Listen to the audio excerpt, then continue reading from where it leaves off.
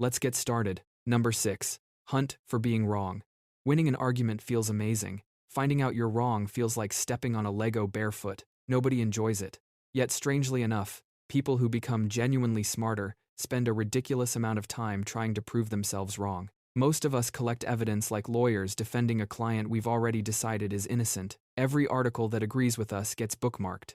Every disagreement becomes biased. Every inconvenient fact mysteriously doesn't count. That's confirmation bias doing its favorite magic trick. Imagine believing one restaurant serves the best pizza in town. Suddenly, every delicious slice becomes proof you're right.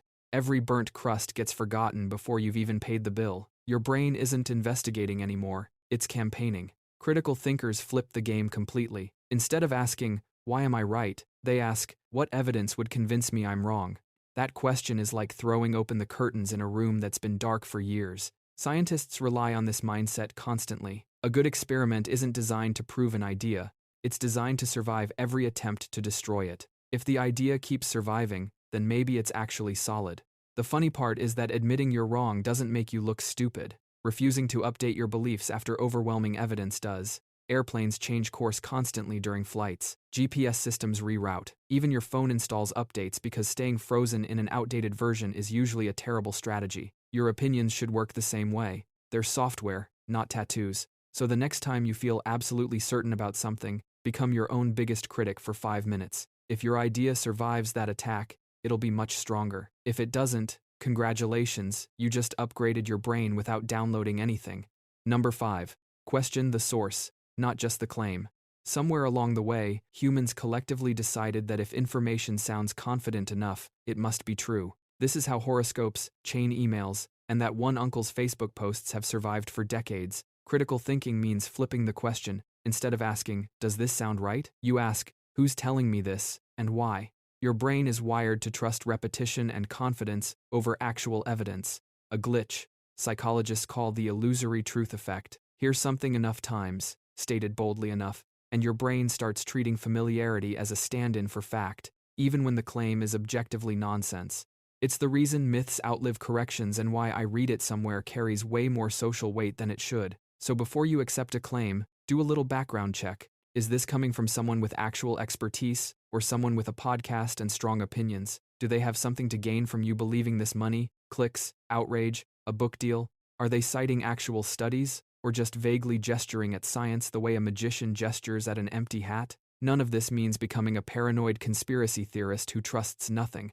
Ironically, conspiracy thinking is what happens when source checking goes broken in the opposite direction. It means calibrating your trust to the evidence instead of the volume. Basically, treat every confident claim like a stranger asking to borrow your car. Sure, maybe they're legit, but you're checking their license first.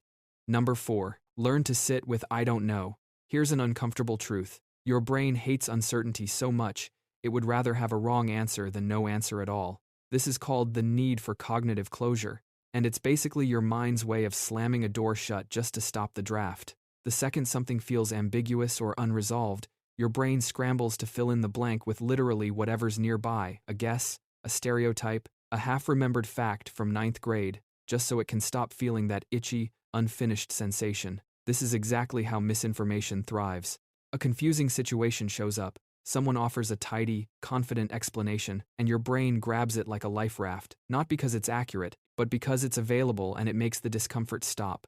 Real critical thinking requires doing the opposite, tolerating the itch. Being able to say, "I don't actually know, and I'm not going to pretend otherwise," is a genuine skill, and weirdly, it's rare. It means resisting the pull toward fake certainty just to feel resolved. Think about how often people confidently explain things they've clearly never researched, versus how rare it is to hear someone say, "Huh, good question, I'm not sure." That second person is doing something much harder cognitively than the first. So next time you catch yourself manufacturing a confident answer just to end the discomfort of not knowing, pause. Ask if you actually know this, or if you're just uncomfortable with blank space. Basically, your brain treats mystery like an alarm it needs to shut off immediately, when sometimes the smartest move is just letting it ring for a while.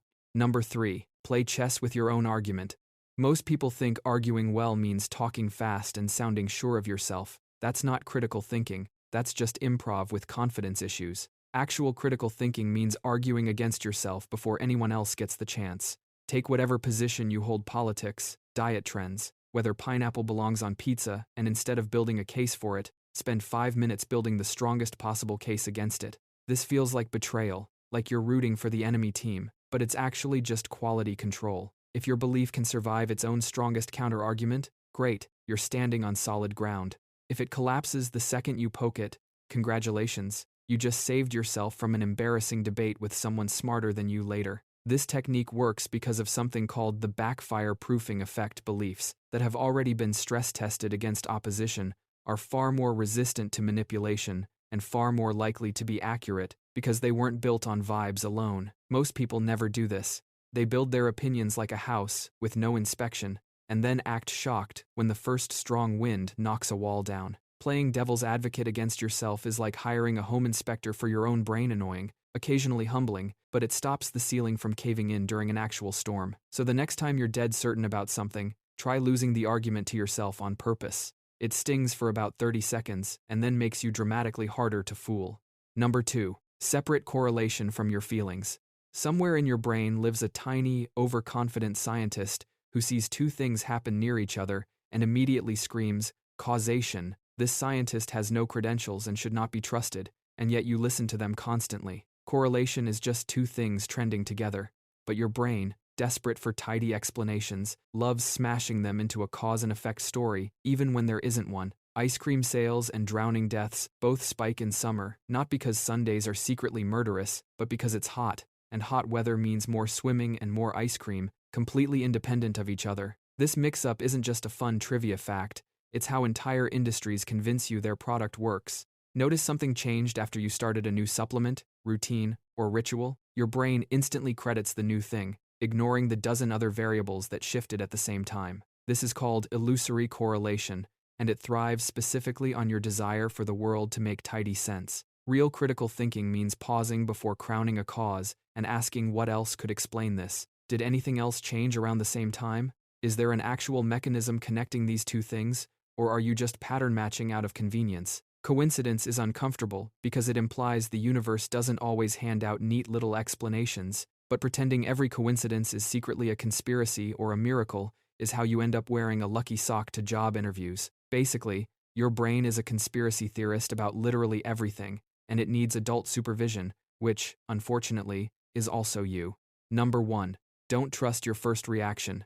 Your gut reaction feels fast, powerful, and true, mostly because it is fast, not because it's accurate. Psychologists split thinking into two systems. One is quick, automatic, emotional, and running on autopilot. The other is slow, deliberate, and actually does the math. Most of your daily decisions run entirely on the fast system, which is efficient but also the one responsible for basically every impulsive regret you've ever had. That instant flash of anger, certainty, or offense when you read a headline or hear a claim, that's autopilot talking, and autopilot is built for speed, not accuracy. It evolved to help ancestors dodge tigers, not evaluate nuanced arguments on the internet. The problem is, your fast system feels exactly as convincing as your slow, careful reasoning, so you rarely notice which one is driving.